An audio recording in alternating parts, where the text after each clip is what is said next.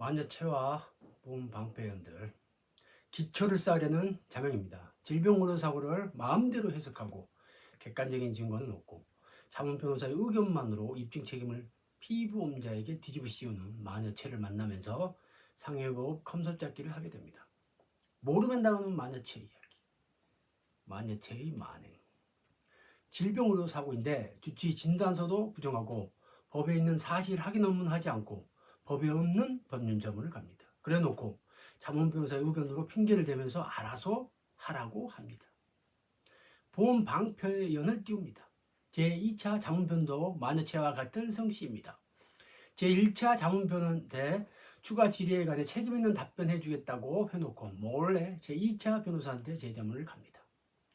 그런 K손보의 최대의 거짓말, 말 바꾸기의 문제점을 지적하니까 조롱했다고 만여체가 오히려 성과를 부릅니다.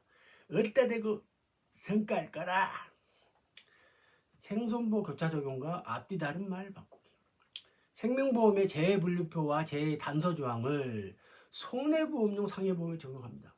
그 적용 근거를 제시하라니까 만여체가 입을 다물지만 결국은 의료 가시를 인정받으면 상해로 인정하겠다고 합니다. 이건 계약 위반이야. 그런 것을 보험 기술로 알고 자랑질입니다. 내 색전술 후 혈전 발생, 색전 물질의 역류를 통상적 합병증이라고 하다가 갑자기 합병증 없는 부작이라고 합니다. 일갈성도 없는 만여체의 주장에 넌더리가 납니다. 머리 아픕니다. 보험 걸레, 보험 결례라고입니다. 면도국가와 입증책임 뒤집어 씌우기. 일반인을 상대로 통하던 그런 기술이 자명을 만나 안 먹히니까 가진 행패를 부릅니다. 사육장 안에서 말 잘 듣는 순웅순사한테 써먹던 방식인데 자명 같은 역형 손사에게는 오히려 역효과가 납니다. 만여체가 누워서 침대 축구를 합니다.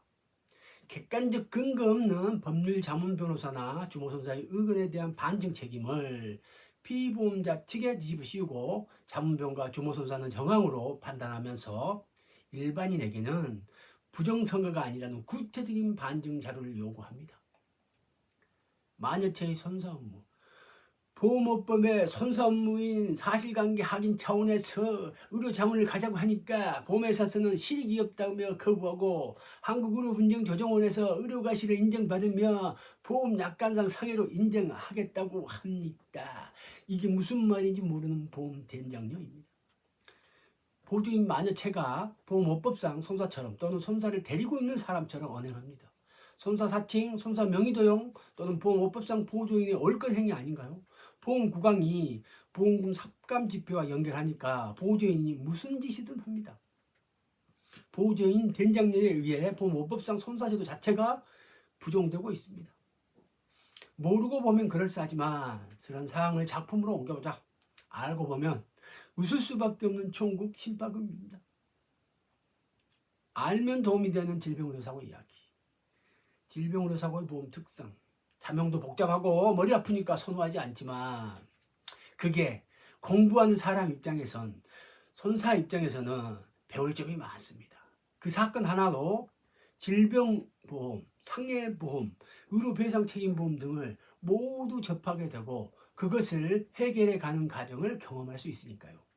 질병으로 사고의 원인이 다양하니까 의료과실 등이 있다면 의료배상책임보험이 담보 대상이고 보험약관상 재 또는 보험약관상 상해에 해당될 수 있으니까 물론 질병은 질병대로 질병보험의 담보사유에 해당됩니다. 잘 모르면서 아니라고 하니까 상해사고는 교통사고, 넘어진 사고, 산재사고 등입니다. 자명이 자주 접하는 질병의료사고는 그런 사고가 아니니까 반대로 주모손자 입장에서는 무슨 소리냐, 질병이다, 상해를 볼 수 없다며 매몰차게 굽니다. 그렇게 만여체 등에게 당하다 보니까 상해보험은 상처가 되고 질병보험은 보험 골병이 됩니다. 그걸 깨부수고 당당하게 설명할 수 있게 질병으로 사고가 상해보험이 보험사고라는 것과 면책사유에 해당되는지 여부 등을 제대로 정리해야겠다는 생각이 들었습니다. 역경지수, 자명이 이름 없는 잡초라고 보조인 만여체가 짓밟으니까 지렁이처럼 꿈틀거리고 질경이가 되어서라도 씨를 날라야지요. 역경지초처럼 블로그 속 상해보험 이야기를 하게 됐습니다. 역경지수처럼 나무로 성장할 수 있도록 마녀체가 깝죽거려도 웃을 수 있도록 유튜브에 도전하게 됩니다. 마녀체가 자명을 죽이지 못하면 자명은 더 단단해집니다. 마녀 기술 4단계 숨겨진 악마를 찾아라. 무엇이 중요한데? 단계별 안막찾기 마녀체의 반응을 보면서 깨닫습니다. 1단계 사실, 왜곡, 편집, 거짓말, 말바꾸기. 인간의 탈을 쓴 마녀체와 대화하고 그런 선사 환경 속에서 살아남으려면 하고 싶은 말은 무엇이고 전달은 어떻게 하지? 2단계 입증 책임 뒤집어 씌우기. 마녀체의 면도부가 증거 대신 자문변호사 의견, 주모선사 입으로 주장하고 피보험자에게는 반대로 구체적인 증거를 요구합니다. 디테일 속에서는 상면언명, 상황면책으로 몰고 갑니다. 의료 자문 가서 확인해보자. 3단계 주치의 진단서는 신뢰할 수 없으니 의료 자문, 법률 자문을 가는 거야. 그러면서 피보험자의 의료 자문 동의를 받으면 피보험자는 자기 스스로 주치의 진단서를 부정하게 됩니다. 그때부터 어려워집니다. 의료 자문 가기만 하면 짜고 친 고스톱처럼 자문료에 길들여진 자문료 등이 인과관계, 기한증, 한시장애 등의 갖은 핑계를 대고 보험금 삭감과 관련한 내용을 어떤 식으로든지 만들어줍니다. 주모선서가 그걸 이용하는 겁니다. 보험금 지급 단계 4단계 원래 안 주는 건데 피보험자 너만 특별히 주는 거야. 정액보험금의 20%만 제시합니다. 예를 들어 1억 원 정액보험금의 20% 2천만 원을 지급하겠다는 겁니다. 피보험자 측이 그것도 고맙다며 합의서 작성하고 인사까지 합니다.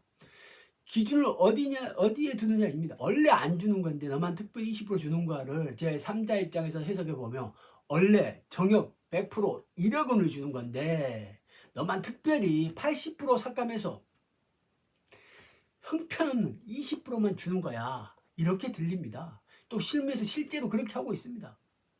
이상은 마녀체와 보험 방패년 컨셉 잡기에 관한 이야기였습니다. 여러분도 그런 것에 당해보셨나요?